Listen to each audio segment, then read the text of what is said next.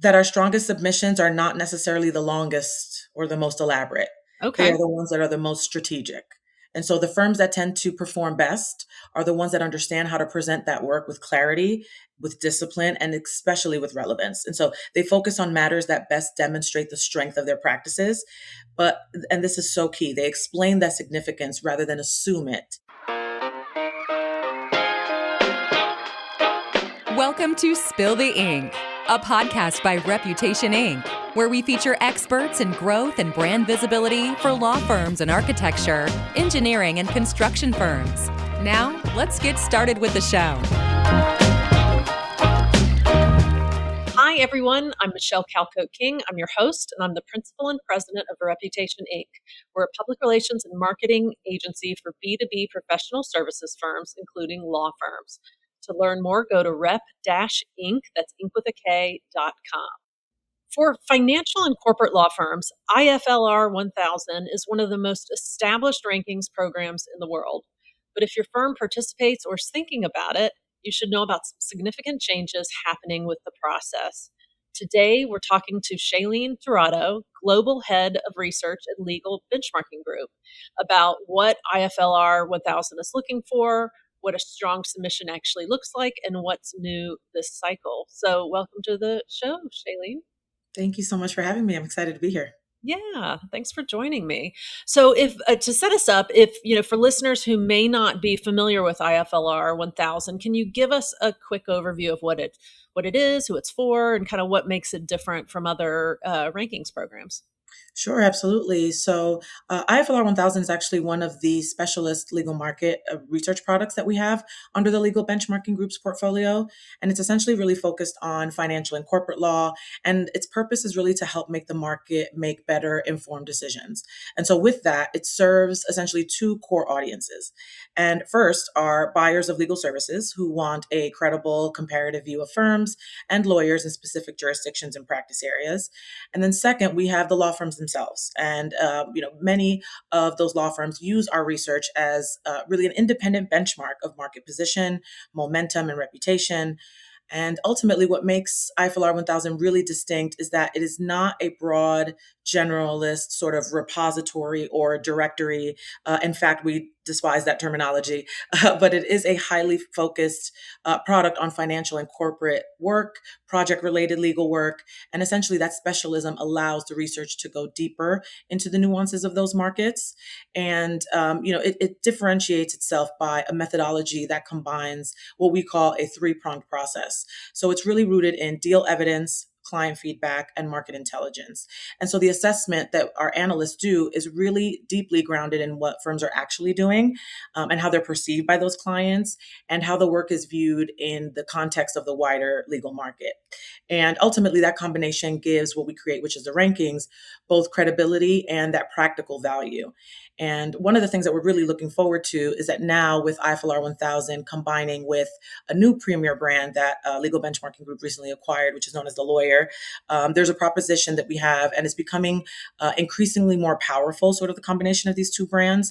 And the goal is because it's going to reflect the broader shift in how we deliver value to the market. Historically, rankings products such as IFLR 1000 have provided sort of a point in time benchmark at really the practice area and jurisdictional level, as well as certain industries. But in addition, what the lawyer adds is going to be structured market intelligence.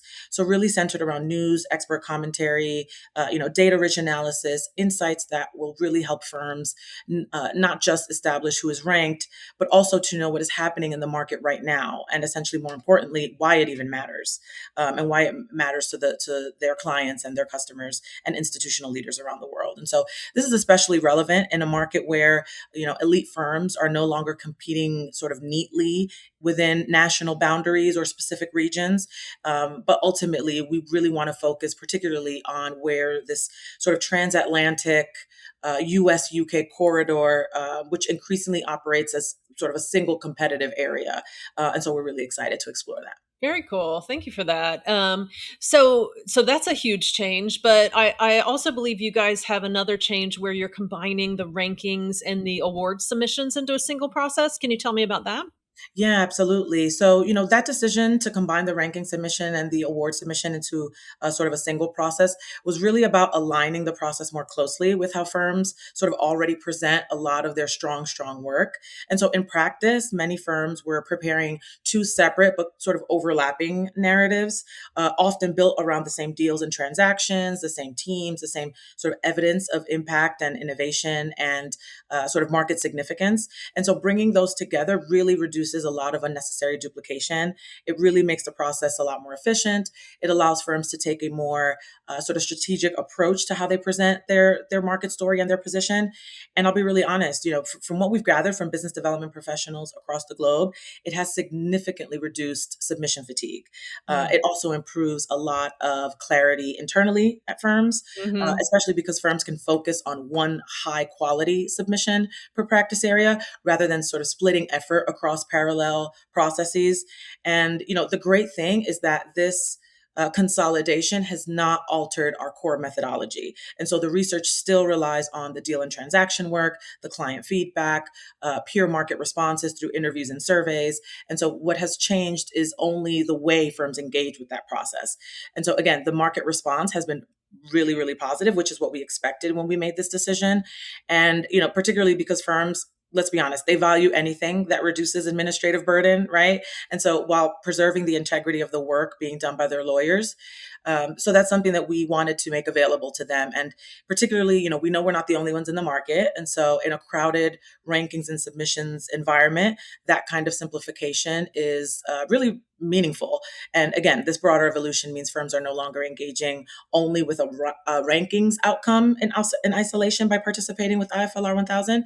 But now, again, with our combination with the lawyer, those same insights are able to produce practice level rankings, as well as more richer, more current intelligence about how law firms are performing, investing, and really competing across key markets. So, we're glad that it was been well received by the market, and year on year, we do hope to continue to make improvements to our process. Great. And tell me, let's dive into the submission process itself. What makes an excellent one versus an average one? Tell me about that. Great question. We always like to put a lot of emphasis on best practices, particularly around how firms are submitting their casework, their deal work to us. And so there are three components that are best understood as complementary rather than separate scoring buckets. And so, as I mentioned earlier, we have a three-pronged process to our research. And so deal evidence through research questionnaires is really the crux, so really the foundation. And ultimately, that's because it gives us the factual basis for assessing the nature of a firm's work. So whether it's complexity, innovation of the deals, relevance of the work, sophistication of the execution, or the firm's unique role in a transaction, that remains critically important because the rankings need to reflect actual market activity. The second bit is around client feedback. And so that adds a different dimension and it helps us understand how that technical work translates into the client experience and the quality of the services received. And a lot of things that we capture in that feedback is around responsiveness, judgment, strength, and level of confidence that clients place in the teams representing them. And then that last bit is around peer and market insight, which provides really a broader context. And it helps us to test how a firm's work is perceived within its jurisdiction and practice area, and whether it is seen as active and credible in the market at the present time, and how that compares to other peers. And so final assessments ultimately for ranking placements really come down to weighing those elements together. And so no single factor is is usually sufficient on its own. And so what matters is really the overall picture that they create when considered in combination through those three aspects. Where do some firms really miss the mark? I think you said that to my producer. You said that the form asks about deal impact, and that can often be where firms maybe get something wrong.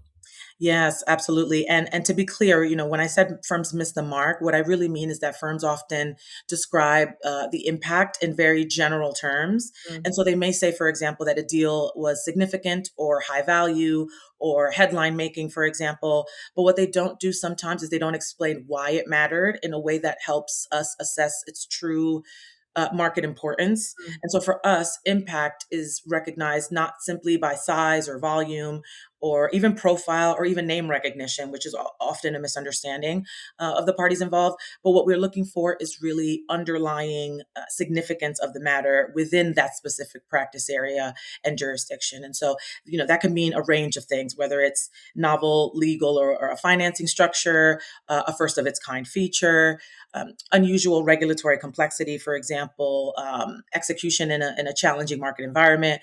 And ultimately, all of these things really signal a broader shift in market behavior. And so, in other words, what we're looking for is evidence that the matter had meaning beyond being a large deal.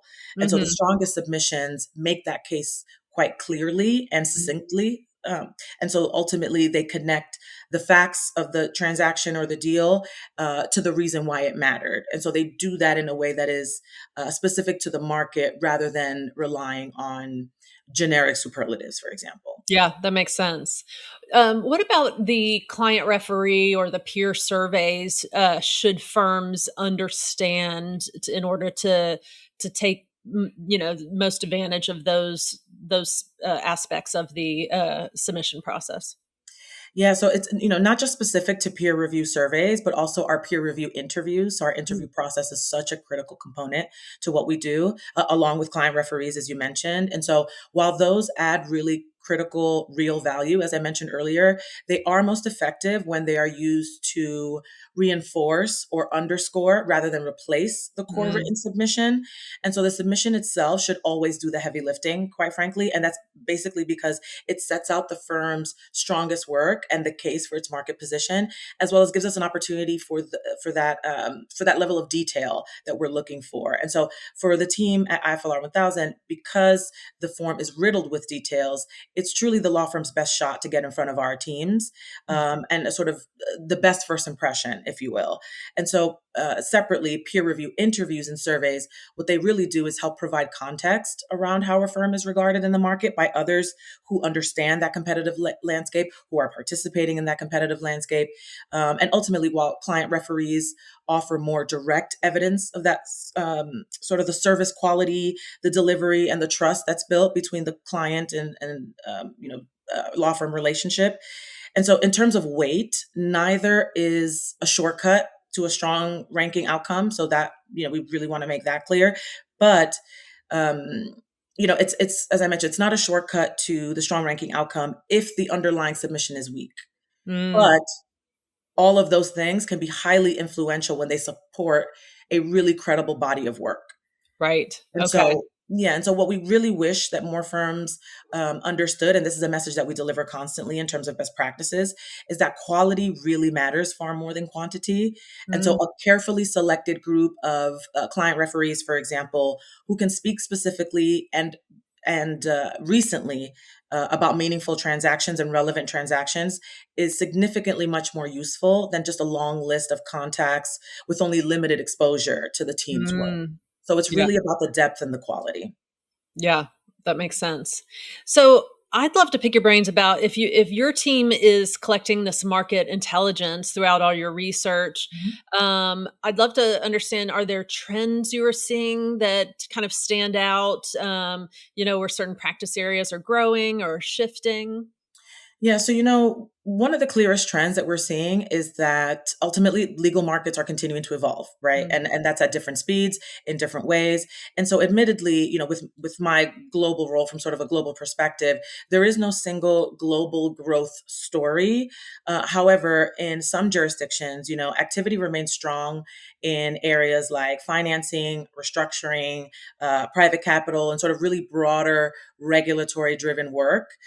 In others, we're seeing more of a sophistication in areas linked to things like infrastructure, energy transition, digital assets is a major one, cross border investment, complex financing structures, and public reporting, which particularly it's a lot of the coverage done by our editorial insights team, both on IFLR.com as well as the lawyer.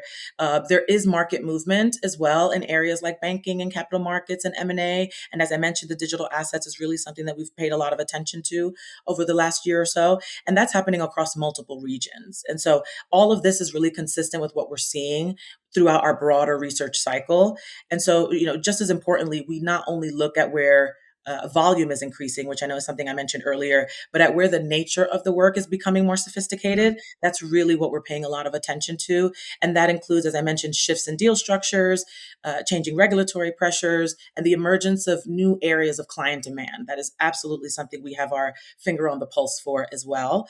And those developments, essentially they matter. And for us, it matters if it matters to the market. And that's ultimately because it helps us understand where markets are deepening, where firms are building sort of competitive strength and expanding their practices, and where our research attention may need to evolve to keep up with that in the market. And so that's really something that speaks directly to, as I mentioned earlier, that expansion with the lawyer, because we're not simply looking at it as sort of geographic pockets of growth. We're approaching it as a response to how the legal market actually is now operating. And so elite law firms are increasingly making, as we know, strategic decisions, which is why we're really focused on that transatlantic US-UK corridor rather than within simply domestic markets, whether it's just New York or just London, which we still are offering that type of coverage, but we're just sort of altering and expanding our perspective a bit and looking to operate as sort of produce sort of a competitive marketplace for how firms are operating across global practices, regional practices, et cetera.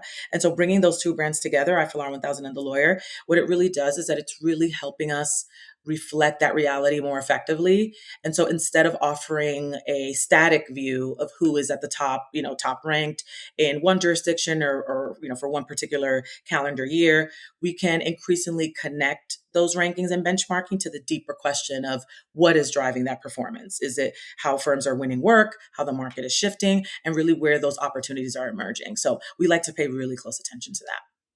So what did I not ask you that's important for firms to understand to participate and succeed in the process with you? That's a good question. Ultimately, we encourage firms to engage with us, whether it's their first time, whether they are reputable in their respective practice areas and jurisdictions. But ultimately, what we want to deliver is that at a high level, we consider a number of different factors, which is, the market maturity, the growing volume and sophistication of relevant work, jurisdiction and regulatory developments. And what we're hearing through submissions, client feedback, and wider market intelligence is really that this varies at distinct levels, whether you're a full service firm, a specialist firm, a boutique shop. And so we want to encourage firms of all sizes, of all particular strengths, whether it's robust in nature or really specific and specialized. We want to encourage them to participate in our research because that allows us to understand markets better and therefore expand our coverage better. And we want to make sure that we are really paying close attention to that. Yeah, that's great. Well, that's been very helpful. Is there any final thought you'd like to leave our listeners with? Ooh, a final thought. If I were to leave listeners with one final thought, it would probably be that our strongest submissions are not necessarily the longest or the most elaborate. They Okay. are the ones that are the most strategic. And so the firms that tend to perform best are the ones that understand how to present that work with clarity, with discipline, and especially with relevance. And so they focus on matters that best demonstrate the strength of their practices. And this is so key, they explain that significance rather than assume it. And I would probably say that they provide evidence that helps the research team sort of understand both the quality and the firm's own understanding of that market. And so in that sense, a strong submission is less about volume and more about that judgment. And connecting those dots for the Exactly. researchers. Yeah. Exactly. And if ultimately, if I were to frame that in one sentence, it would probably be, IFLR 1000 is combining deep benchmarking with the lawyer's real-time market intelligence to give firms a clearer, more actionable view of where they stand and where the market is going. And so, which is exactly the kind of perspective that firms need in a fast-moving, global and highly competitive market. And so we would say, put your best foot forward and send us your best. And our team is prepared to assess and analyze that information. Well, that's incredibly helpful. So we've been talking to Shailyn Tirado, Global Head of Research for Legal Benchmarking Group. Thank you so much for your time. Thank you. Thanks for listening to Spill the Ink, a podcast by Reputation Inc. We'll see you again next time, and be sure to click subscribe to get future episodes.